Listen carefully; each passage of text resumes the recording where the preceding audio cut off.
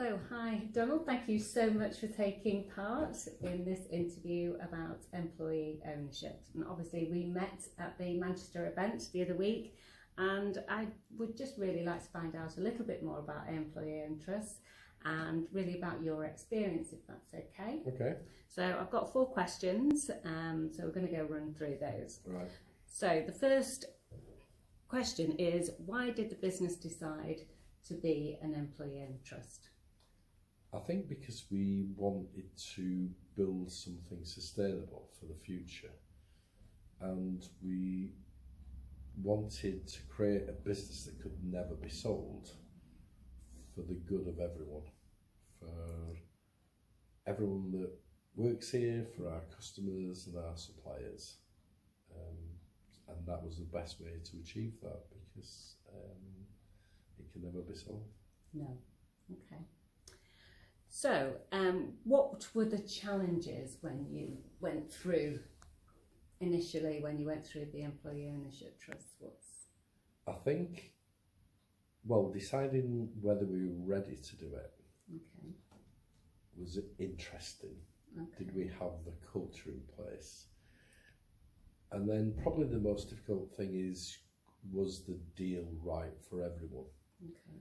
Were the shareholders happy in not just sums of money, but the payback period? Mm-hmm. Could the company afford it? Mm-hmm. What if, were we prepared for risk? What if the company would have a bad year? Mm-hmm. What if it couldn't afford it?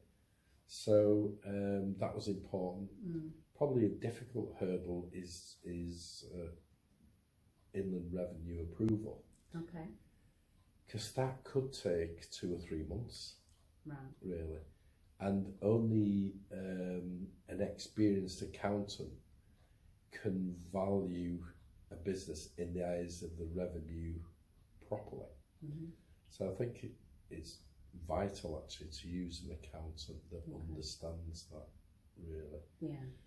But to understand the employee ownership trust and how it should be structured, etc. Yeah, and for it to get revenue approval. So the company valuation is one thing, but the deal is another thing. So just because the revenue are happy for the company to be valued at X doesn't mean that a deal can't be done at a fraction of that.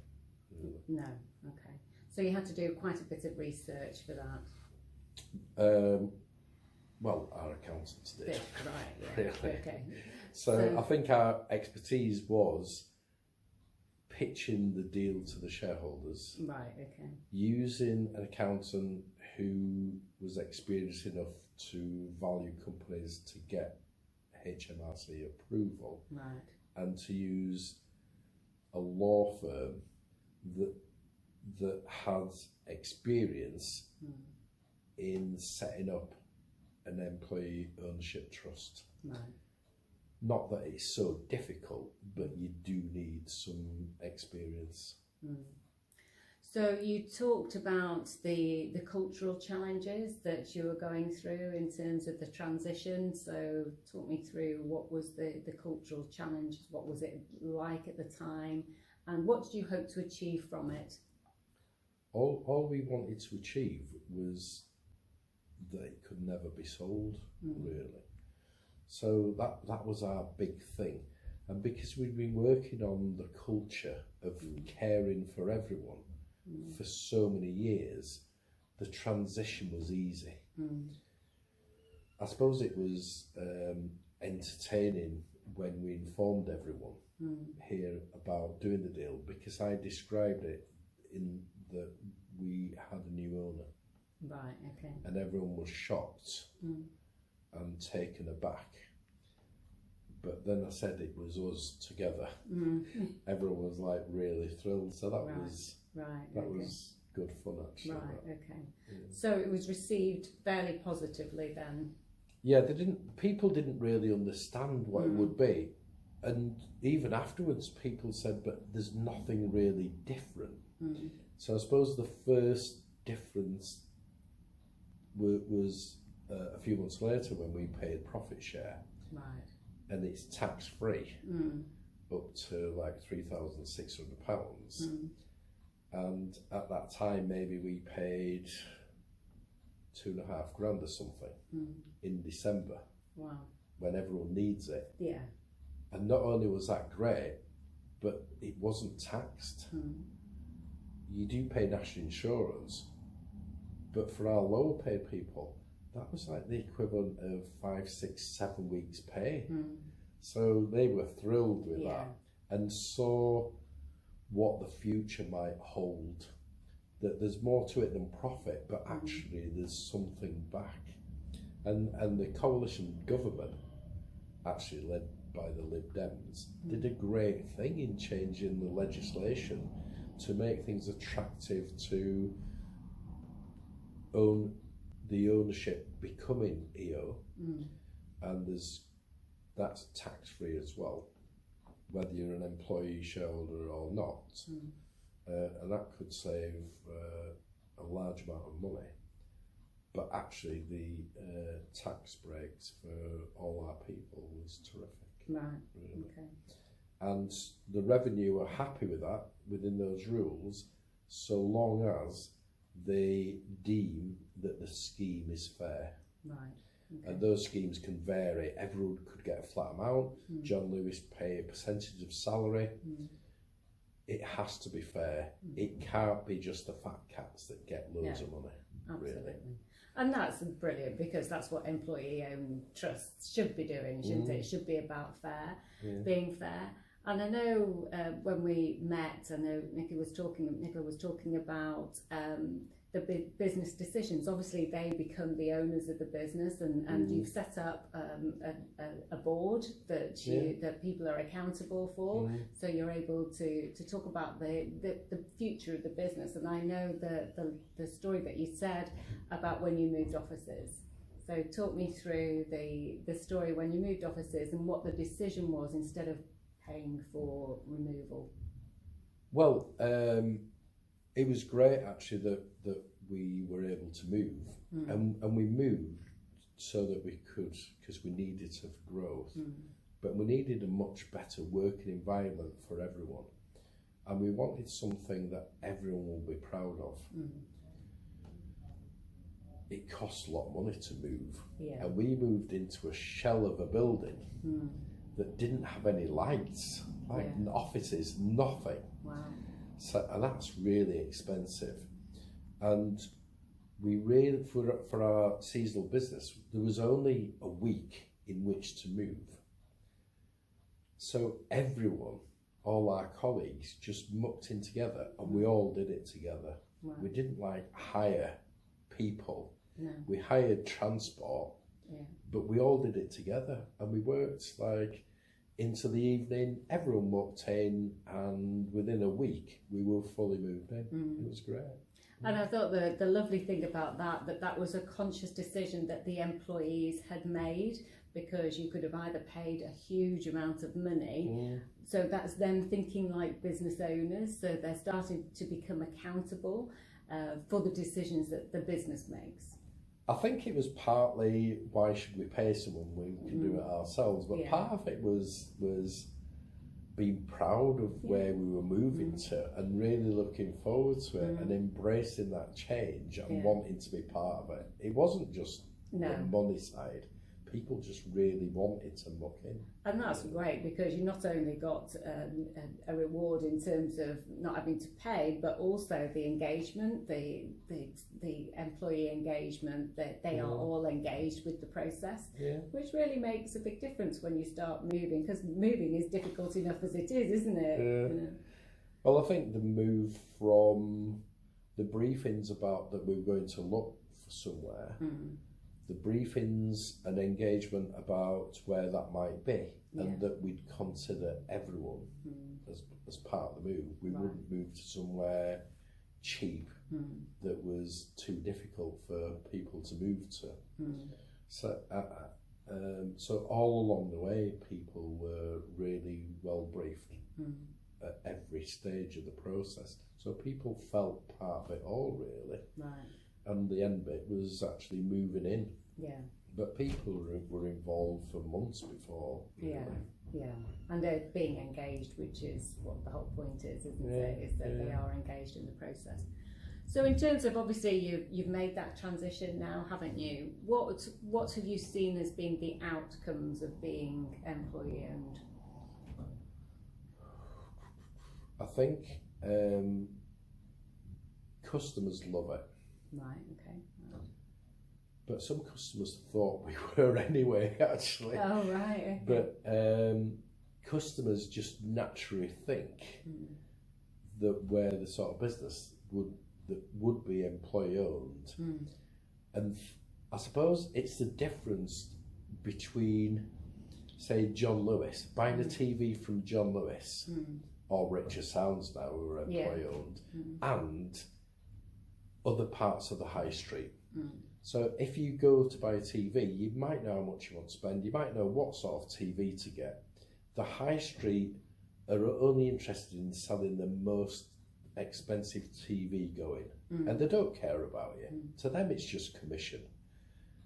For John Lewis and Richard Sounds and EO type companies, they want to give the best service.